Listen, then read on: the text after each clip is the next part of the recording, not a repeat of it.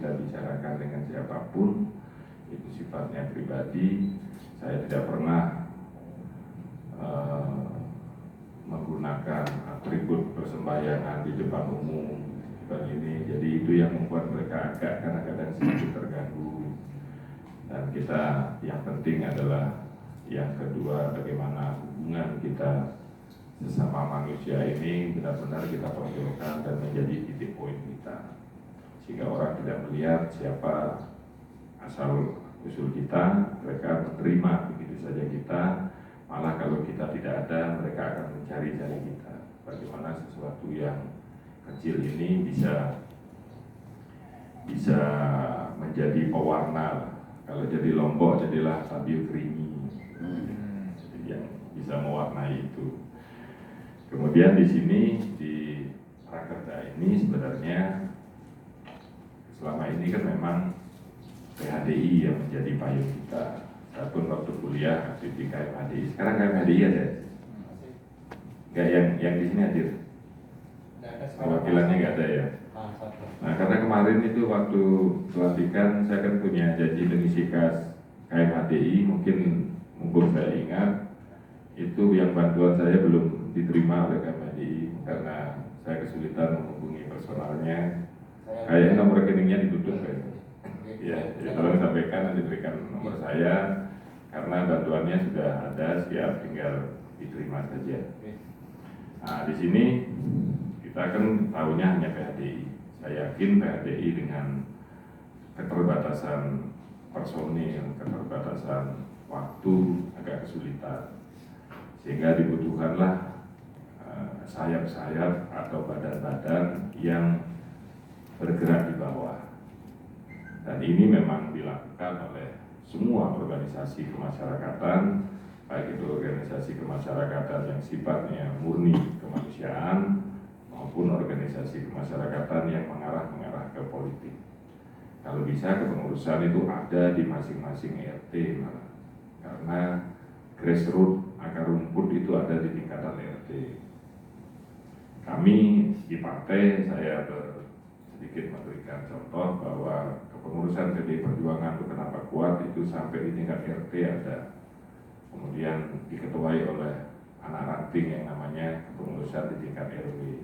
Baru di tingkat kelurahan, kecamatan, sampai tingkat kota, provinsi, baru pusat. Nah, kita harapkan PHDI ini bisa kuat jika badan-badan akar-akarnya ada di mana-mana. Nah, tentu saja program-program sebenarnya bisa kita salurkan lewat sayap-sayap atau badan-badan yang ada di bawahnya. Nah, saya sekarang sedikit memberikan informasi yang bisa yang sedang saya perjuangkan di Kota Malang khususnya, karena wewenang saya itu hanya ada di Kota Malang. Ya, kalau di Kabupaten dan Batu nggak payu saya, Pak, karena wewenangnya nggak sampai ke situ. Ya, tapi kalau untuk urusan dengan DPRD paling tidak di DPC Kabupaten dan DPC Batu itu sebenarnya masih semua pusatnya ada di Kota Malang. Kebetulan saya senior di situ, baik yang di kabupaten yang sekarang diketuai oleh Pak Didi Gatot Subroto itu masih junior saya. Dan sekarang kalau Pak Kunjul pun sebenarnya kan mualaf juga. Mualaf artinya yang bukan asli kader PDI Perjuangan, sehingga saya dituakan lah kalau di Malang Raya ini untuk urusan partaian.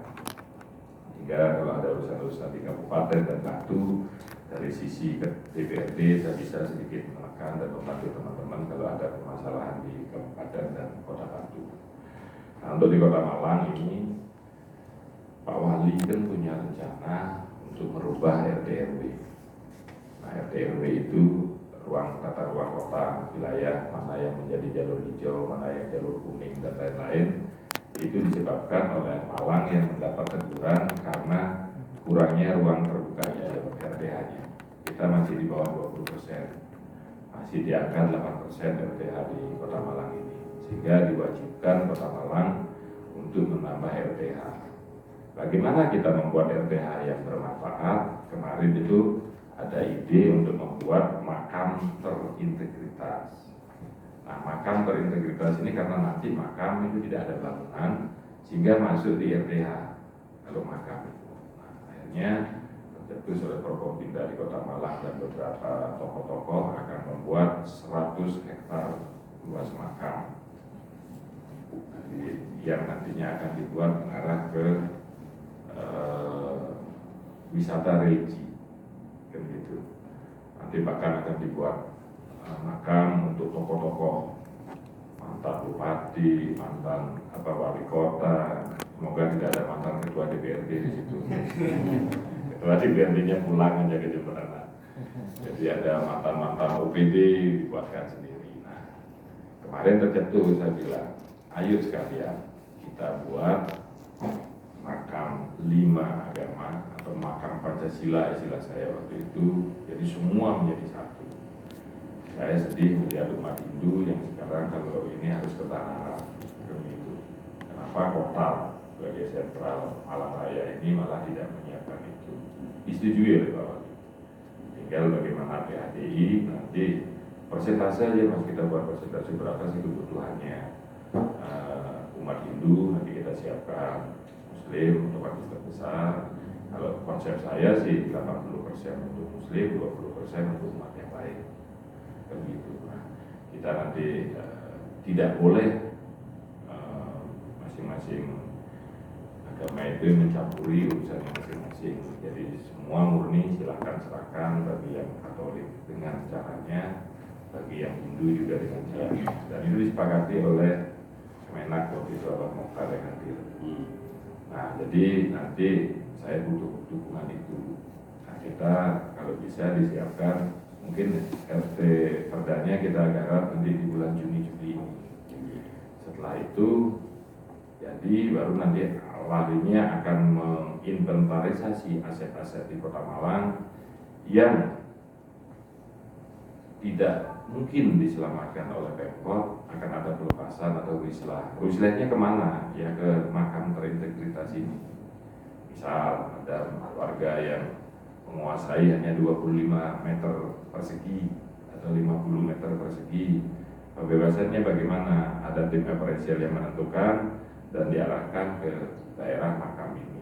Untuk pembebasannya tidak ada transaksi di situ, tapi yang ada adalah wislah.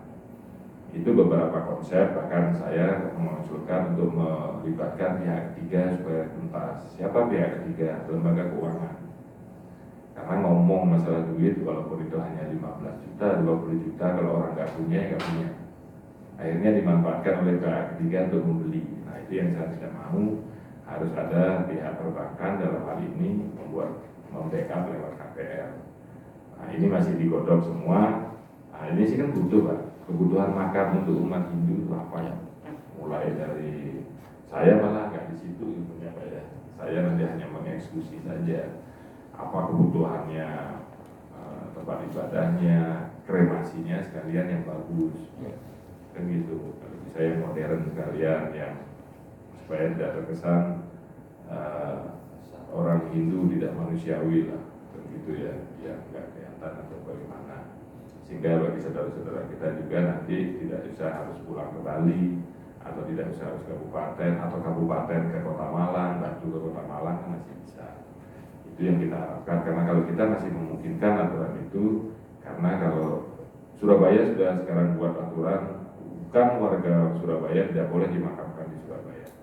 Dan itu ternyata diterapkan kemarin di pandemi Covid. Saya harus menjemput tetangga saya, padahal dia minta dimakamkan di situ. Tapi KTP-nya masih KTP Malang. Tapi ditolak oleh pemerintah Surabaya. Nah, tapi kalau Hindu saya rasa kan tidak ada. Ya kan, lain lah. Case-nya lain. Nah, ini semua nanti disiapkan, apa yang dibutuhkan, digambar, di ide lah rasanya. Ya, detail engineering desainnya itu harus lengkap. Jadi kita siapkan itu, dan mumpung saya ada di sini, ayo kita wujudkan.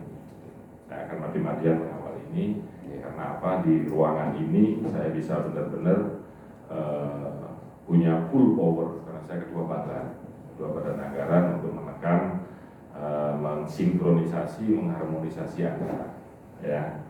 Nah, kemudian dari sisi APBD itu nanti akan jelas bahwa ini akan masuk di APBD murni 2023 namanya. Nah, karena 2023 otomatis persiapannya dimulai nanti di 2022 awal. Nah, segala sesuatu harus kita persiapkan. Mungkin lewat Prajaniti ini bisa menguatkan PHDI atau PHDI memberikan mandat atau menugaskan Prajaniti untuk mengurus ini. Silakan. Intinya saya tetap akan berkonsultasi dengan PHDI dalam hal ini, siapa yang ditugaskan. Kemudian itu yang tentang makam, itu program besar yang saya buat. Kemudian kemarin dari provinsi sudah turun, saya mengajukan program jaring aspirasi masyarakat lewat anggota DPRD dari Malang Raya, Ibu Sri Utari, untuk Buruk, di Buruk Ring.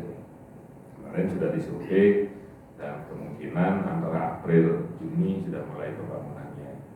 Kemarin saya ajukan anggaran 250 juta untuk di situ. Apa kebutuhannya kemarin sudah saya serahkan dengan pengurus Buruk untuk mengurus itu, ya yayasannya. Benderanya pakai bendera yayasan itu. Nah, kemudian ada satu lagi mungkin yang mimpi saya ingin semoga pandemi segera berlalu, kita ingin buat nyepi di pusat kota.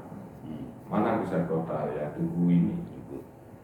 Pusat ini kita buat perayaan nyepi bareng-bareng sama-sama, dan kita harapkan itu bisa menjadi wisata religi tahunan di Kota Malang. Nanti ogoh-ogoh kita siapkan, dan beberapa ini Forkopimda yang lain juga menyetujui. Semoga tahun depan kita bisa buat nyepi di Tugu ini ya. Dan nanti kita jalan-jalan ke Jalan Gajah Mada, keluar Kayu Tangan, masuk lagi di sini. Nah, di sini pusatnya, sentralnya Bung Karno pada saat meletakkan pembangunan Tugu itu memang mengatakan bahwa inilah pusatnya, sentral kekuatan di Kota Malang itu ada di sini. Nah, kita ingin umat Hindu setiap tahun ada di sini. Ya, nanti kita akan mengawal terus untuk itu. Dan yang terpenting, kami sebentar lagi akan melakukan perda inisiatif tentang kebudayaan. Disinilah ruang kita untuk masuk. Ya, mungkin nanti saya akan mengundang Prajaniti di situ sebagai audien publik untuk penguatan daripada perda itu. Nah, sekarang sedang disusun naskah akademiknya. Perda itu adalah perda inisiatif dari DPRD bahasanya, dan disetujui oleh 6 fraksi. Tapi otak yang mengusulkan itu adalah dari PDI Perjuangan. Jadi saya sendiri yang mengawal karena budaya harus kita selamatkan di Kota Malang. Lewat apa? Lewat aturan yang jelas. Sudah tidak ada lagi sekarang kebudayaan itu hanya sebagai slogan-slogan saja, tapi tidak ada payung hukum yang menaungi di situ. Nah, saya mengajak itu, saya bergen dengan perda pondok pesantren yang diajukan oleh teman-teman PKB. Ya, bergening kita kenakan di situ.